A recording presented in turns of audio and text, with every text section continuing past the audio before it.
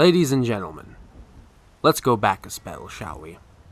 Back to the beginning of this franchise, where all these games seem to have spawned from. Let's go back to one of the earliest stories that I can find, and see just what story is waiting for us there.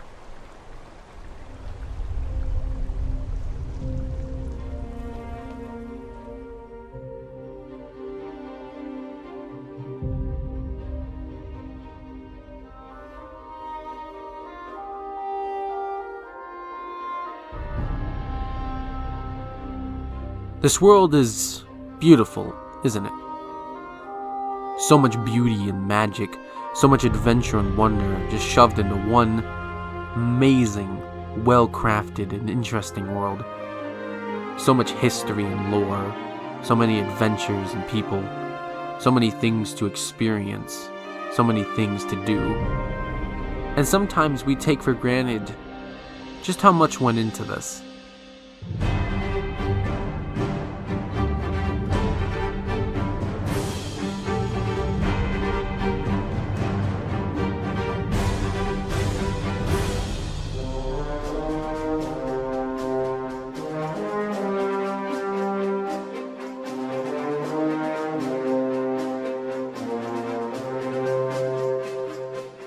That sometimes on the surface it might seem simple, sometimes even disappointing, but in reality, this game series is right out of our dreams.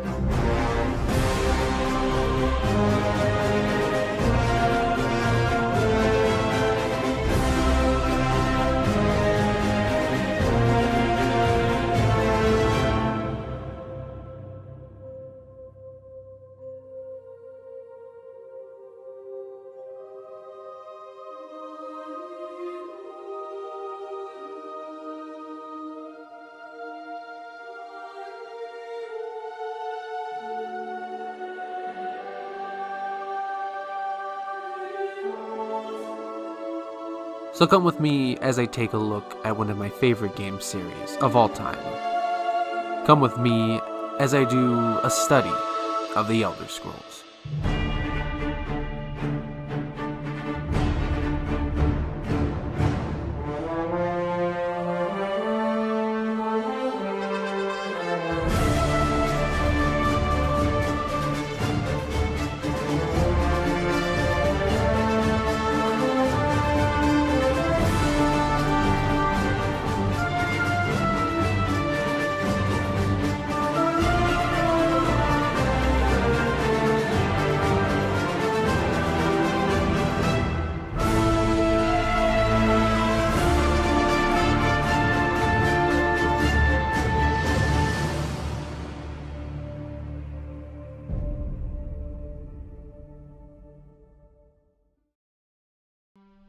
You know, it's funny, because I intended this channel when I first made it to be purely about the A Study Of series, but as time has gone on, I have moved on into mod reviews, I have moved on into theory discussions, lore discussions, speculation, showcases, and other such videos that I didn't expect to actually make. But as time has gone on, I've also realized I have neglected to do what I originally set out to do, and I have neglected the people that have been waiting for this video for a long time, so I apologize. But without further ado, guys, let's get into it finally. Let's get into A Study of the Elder Scrolls Part 2, Daggerfall. So Daggerfall is the second entry within the Elder Scrolls franchise that came out on September 20th, 1996, a mere 2 years later after Arena's original release. Arena was a pretty good step in the right direction. It set up the world, it set up the base lore, and it was successful enough for Bethesda to finally create a sequel to their kind of mishmash of a game that they came up with back in 1994. As the developers describe it, if Arena was to set up the world and it was to set up kind of the setting of the Elder Scrolls games, then Daggerfall was to set up how you felt, the character, what the gameplay was supposed to feel like. It was supposed to make the world feel a little bit richer as well. It was supposed to be something that made you feel like a real adventurer, like a real part of the world, which it does very well. Made back in 1996 for the MS-DOS platform, made in the X-Engine engine, Daggerfall boasts one of the biggest open world games in gaming history. I'm not sure if it still stands within the top 10, but at the time, and for a good couple years, it was the biggest gaming world ever created, and it is amazing to consider that it was about the size of the United Kingdoms when it was first released, and people have speculated its size, but it's roughly agreed that it is about the size of England, or the United Kingdoms I should say. It is actually an impressive display of what gaming is capable of, not just in the 90s but in general, as Daggerfall broke records and was still held a spot for years to come, which was, like I said, pretty incredible. You guys might find it interesting to know that this game was actually supposed to be called Mournhold and was originally supposed to be set within Morrowind, which would become the next setting of the next Elder Scrolls game. As you guys know, Morrowind would actually go on to be the setting and the title of the third game in the franchise instead, which would be the next game after this one, obviously. The reasons for this weren't really divulged in any interviews or anything, at least none that I could find, but I would assume that this would be because they wanted to shift to a more traditional European-esque setting for an RPG, and it honestly would make sense as they had to be safe as this was their second game in the franchise, and they couldn't get cocky just quite yet. And for the first time in gaming history, a game developer playing it safe actually paid off as reception for Daggerfall was through the roof. It actually sold more copies than they planned on selling, making it one of the earliest financial business successes for Bethesda, which is pretty awesome if you look back on it, because that means we got more games in the franchise such as Morrowind later on.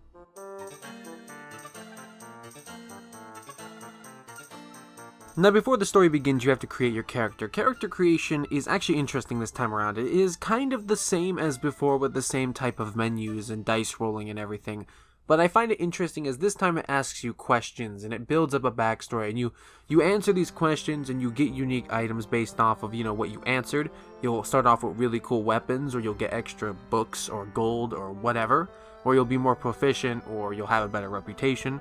And because of that, I actually like that a lot more. I feel Daggerfall's character creation system is actually probably the best in the series by far, at least when it comes to actually making the character itself, not just the appearance. Appearance-wise, it's not that impressive. You pick like your head and what gender you are and what race you are, and that's about the extent of what your character will look like. But it's not really that bad as it's Daggerfall, and a lot of the sprites and everything honestly look acceptable anyway, so you get over it real fast. Now I have to be honest with you guys, I was not able to beat Daggerfall. I tried so hard, I played this game for hundreds of hours, and Daggerfall is just such an expansive game that I was not able to beat the main quest. And it's not that big of a deal, as most developers have attested to never actually playing the main story for all of the years they've played the game, and that's because the game is mostly about the world, the quests, the guilds, everything else besides the story. Though the story is there and it's a good story nonetheless, it's not one of those things that you really want to sit down and just go through and beat. You actually just want to play the game. You want to ignore the main quest half the time. But for the sake of review, I will sit down with the cutscenes and everything else, and I will explain how the game's story is supposed to go, and the multiple endings, which is a unique feature of Daggerfall that it actually has. Now, my champion, rest well this night, for tomorrow you sail for the kingdom of Daggerfall. The game of Daggerfall starts you off in none other than the Imperial city of Cyrodiil, talking to none other than Uriel Septim VII, the person who you had saved in the previous Elder Scrolls game, as the Eternal Champion.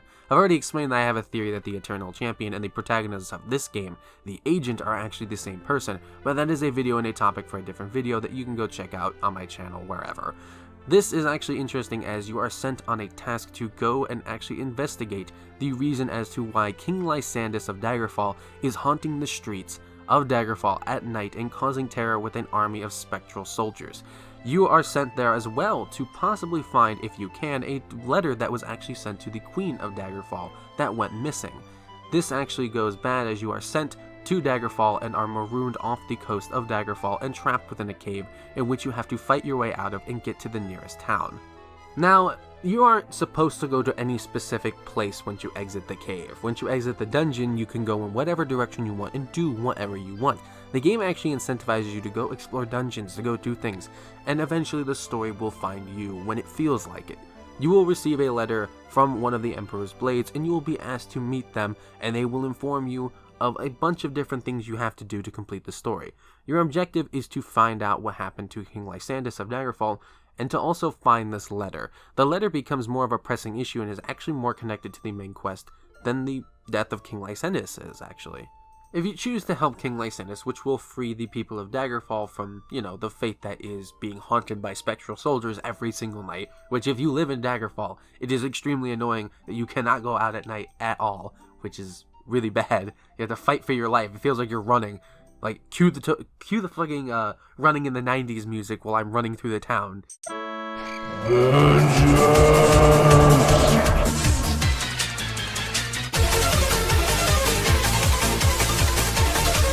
But once you do free King Lysanus from his shackles, it isn't really that big of a plot point, you find out. You think this is the main plot point, but it turns out the letter is more important, as the letter reveals the location of none other than the Mantella, which is used to control the brass god golem Numidium.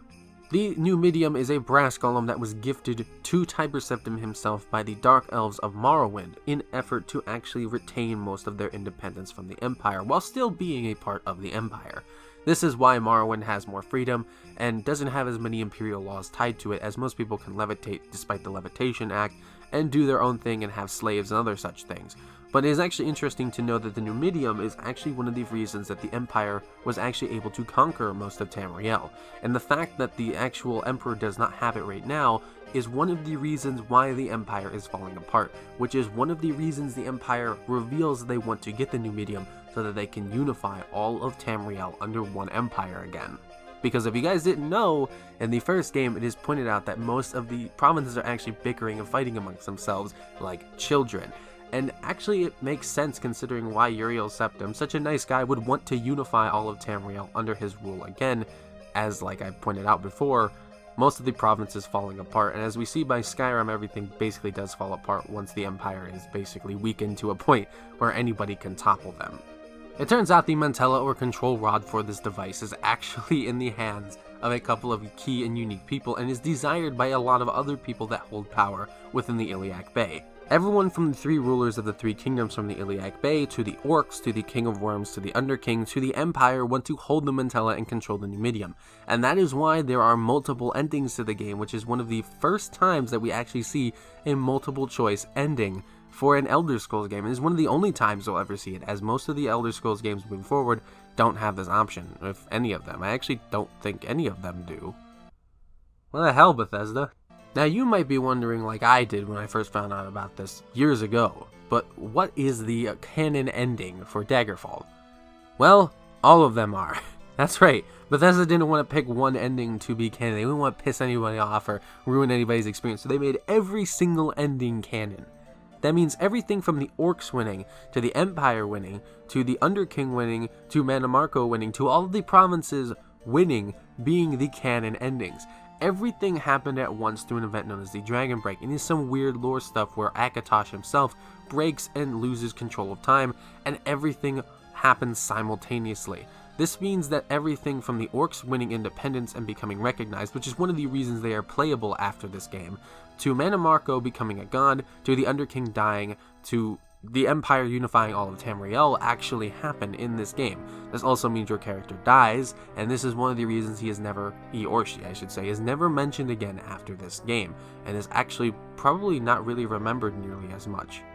Regardless of how you feel about this ending, this is what happens, and I don't think Bethesda over the last 20 or so years plans on ever changing this, so this is probably one of the reasons why we don't see multiple endings in any of the Elder Scrolls games, as Bethesda wants to keep the canon and timeline kind of just one concrete thing moving forward, which makes sense. If you're the story writer, you don't want there to be multiple options. You don't want to have to pick one of the 5 different options, and while the options were cool, I can see why Bethesda didn't do this moving forward.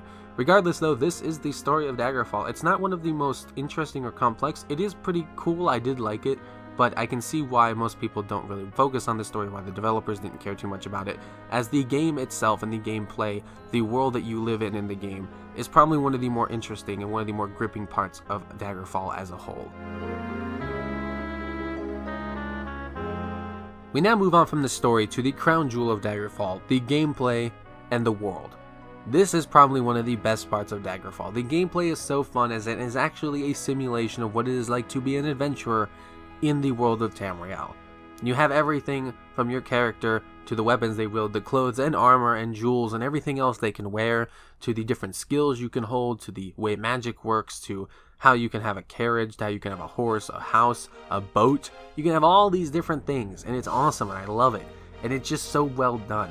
And it is improved greatly from Arena, and I feel myself actually enjoying the gameplay very, very much this time around, as Arena felt kind of annoying and the controls were kind of weird, but Daggerfall goes for a more modern kind of interesting appeal, with the controls being remapped to a more, simple way of moving around with the keyboard and the mouse, and actually having like real and faster and better looking sprites and everything. Everything just looks and feels better, and the gameplay is just great, and I'm going to get into exactly how it improved from Arena right now.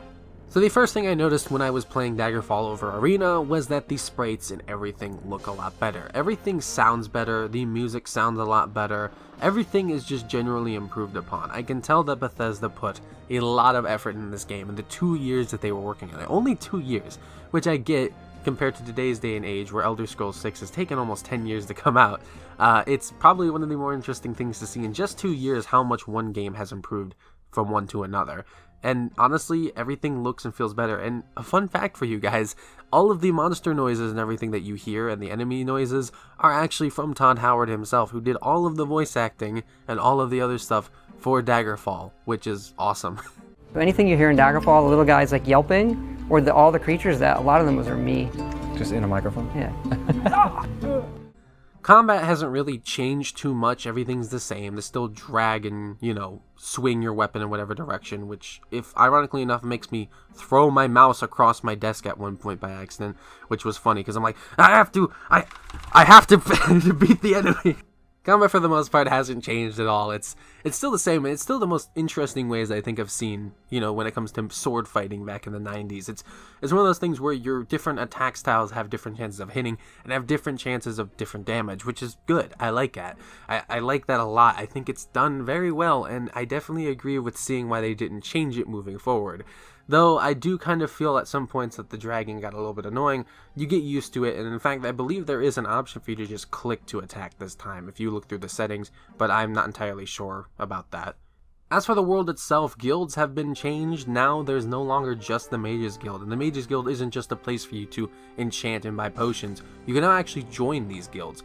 Fighters guilds, different things like the Mages Guild, you become a member of a knightly order, you can join the Thieves Guild, you can join a bunch of other different people. It's really cool because now there are actually factions you can join, and those factions have different opinions of you. And though it wigged out and bugged out on me half the time, where, you actually had this issue where most people suddenly hated you for absolutely no reason whatsoever, which made one of my characters, I had to drop one of my characters and stop my playthrough just because it was bad, and I had to start a whole new character altogether. So yeah, it's really kind of annoying sometimes how it'll bug out, but if it works the way it's intended to and you patch it out using newer versions such as Daggerfall Unity, which will be linked down in the description below. I have a video with a guide and everything on how to install it, which is the newer and better version to play the game, which actually ensures that you don't encounter all these bugs nearly as often and allows you to have console commands to fix the bugs when they do occur.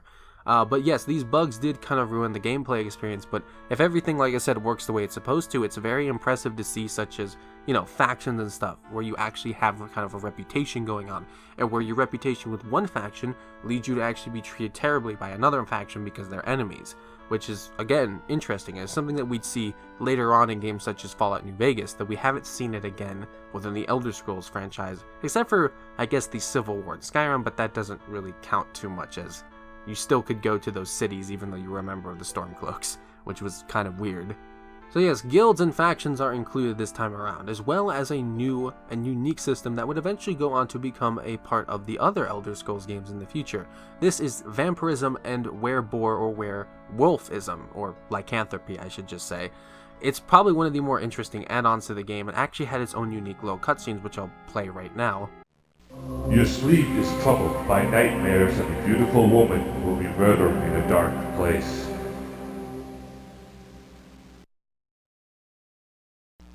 You dream of the moon and of a man who is less than a man. These cutscenes would play when you were infected and you started to actually transform into a werewolf or a vampire or a wereboar, which was something that's never been heard of before. Wereboars are interesting, and they're probably one of my favorite additions to the Elder Scrolls lore, which I want to see them return eventually if we ever do return to High Rock or the Iliac Bay, which fingers are crossed for Elder Scrolls 6, but who knows. These different transformations have their drawbacks. You have to feed, you have to kill in a certain amount of time, or I believe you get weakened, which is extremely annoying. I'm not sure if there is a way to cure these things, as I've never actually experienced it itself, but I do know that the simple fact that these are in the game itself are extremely interesting and really cool, and I did like it a lot. Transportation and such has actually been improved, as this time you don't just fast travel from one place to the other, though you can now actually own horses, carriages, boats, ships, houses. You can own these different things, and it's awesome to just know that you can have a carriage, because carriages are one of my favorite features of this game. You can take a carriage with you to a dungeon, you can loot that dungeon, and if you guys don't know, loot is extremely expensive this time around, as you can bring back 20,000 septims worth of just loot that you can sell off to a town and make a fortune, which is awesome. Being able to own ships, which are basically portable houses, which allow you to travel to any town on the coast or dungeon that's along the coast, is really, really nice. I do like it. I do like the concept that you can own a house for the first time in the Elder Scrolls series. It makes you feel like you're actually a part of the world when you can purchase these different things. And I'm sad to say that besides the houses and the horses, we haven't seen the return of ships or even just carriages. I really want to see carriages, and I've tried to mod carriages into games like Skyrim, but they always bug out and don't work. And I hope that around Elder Scrolls 6 we finally get to see these key features returned. And honestly, that just makes Daggerfall a lot more enjoyable to have these different things. It makes your experience a little bit more personal, I suppose you could say, when you own all these different things. Magic hasn't really changed too much this time around. Magic still works the same way. Thieving actually has more options, as thieving in Arena was more of a joke, only added in because I believe the creator liked Tolkien's writings from The Lord of the Rings. He liked how Frodo and all that was a thief. And I could see why you would add it in at this point, at least it was a part of the game, but now sneaking this time around actually has a little bit more. You can actually go around and actually try to steal things from stores and stuff, and I think it's kind of cool. I did like that a lot, and you can actually steal from people if I'm not mistaken, which is kind of cool. But besides that, I mean, there really isn't much to magic and, thievery. Most of it is just, fighting, and even then it's majority the same. Most of the mechanics stayed the same this time around, but there is more to do, which makes the game a little bit more deep. The already fine mechanics are now added into a world with much, much more to do, and that makes the gameplay much, much more interesting in my opinion. One of the last things I need to talk about is how crime works, though. On the topic of thievery, I realized that there is a huge difference between Arena's crime-based systems and Daggerfall's crime-based systems. In Arena, you committed a crime, the guards wanted to kill you. It didn't matter. You stole that piece of bread right there. Yeah, you're gonna die. You're gonna die. That's how it is. But in Daggerfall, you actually have a system where you would be arrested, where you would be beaten, where you would be taken to jail, and where you had to actually plead your court case in court. You actually had to persuade a jury of people that you were innocent if you wanted to get out of there, which you could do if your speech and mercantile and other such skills such as that were actually high enough. If you had evidence and such, it was a cool system this time around. And the guards and stuff made more sense, and it didn't feel like, oh crap, I committed a crime, run for your life, essentially. This time you actually had, bounties and such. Anything else besides that, I did like how this time around we have banks. Banks are really cool. You can now actually deposit money, take out letters of credit, as money actually weighs something this time. You can't carry around 500,000 gold in your pocket without it suddenly weighing you down, guys, which is really cool. So you actually had a purpose to use banks, which there were different banks for different regions, meaning you had to take out one letter of credit to move all your gold from one bank to another if you were leaving that region and not coming back anymore. But yes, besides this, there isn't really much more to talk about. The gameplay for Daggerfall is its shining jewel. It is probably the best part of Daggerfall itself, and it is because it already takes the base mechanics and already working systems of Arena, which worked perfectly fine, and it only just improves upon them greatly. It adds more things to do. It makes you feel like you're actually in a living world with guilds and houses and horses and carriages, and you can now sell things to specific people or be a thief, or you can now actually have to plead your court in case, or you have to go to the bank or do all these different things. It's because of all these different things you now suddenly feel like you have much more to do that you can have fun with. And that's why I love Daggerfall's gameplay just so much. So I guess the last thing I need to talk about is how much did I like Daggerfall and how do I rank it with the other Elder Scrolls games? Do I like it more than Arena? Yes, I think it does it a lot better than Arena. I think the gameplay and everything is more solid. I think there's much more to do. I think the clunkiness of the game has been removed, and now this time around you actually have a much more enjoyable experience with so much more, and just more to keep you invested. Where would I rank it on just the whole skew of the Elder Scrolls games? I have to rank number 1 still is Oblivion, number 2 is Skyrim just for the sake of the mods and everything, number 3 is Daggerfall, number 4 is Morrowind, and number 5 is Arena. That's my listing right now as I've been playing through the games. That's what I think is my listing right now. But Daggerfall is a solid entry. I love it so much. If it wasn't for how old it was, I would love it probably more than Skyrim and maybe even Oblivion at this point. But yes, that's where I rank it. And with that, I believe we're at the end of the video, everybody. This is it. You've been waiting 6 or 7 months for this video. I've gotten so many requests to do this video. So many requests. And it's ironic, too, because the video isn't even in my top 10 best videos. But so many people love it. So many longtime fans of my channel just love this series, apparently. So if you guys want it, I'll do it. Now, the only problem is if you thought this took a long-ass time to actually make, you're going to be a longer wait for Morrowind, as I've never played through Morrowind. I plan on beating Morrowind before I make a video on it. So don't hold your breath, but don't worry. I'll get through Morrowind as fast as possible. I was literally just playing it earlier today. So you can be assured that I'm at least playing through it right now, that I want to play through this story, and that I want to beat the game, and that I'm going to talk about it, and it will get a full-fledged review, such as this and the Arena video. Either way, I want to say thank you all for being patient. Thank you so much for watching this video, and I hope you guys enjoyed it, and I hope it was worth the wait.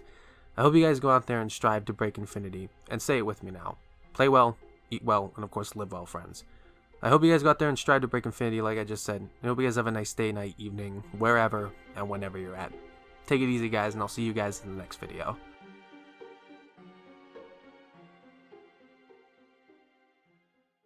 Next time on A Study Of. Each event is preceded by prophecy, but without the hero, there is no event. In the waning years of the third era of Tamriel, a prisoner born on a certain day to uncertain parents was sent under guard without explanation to Morrowind, ignorant of the role he was to play in that nation's history.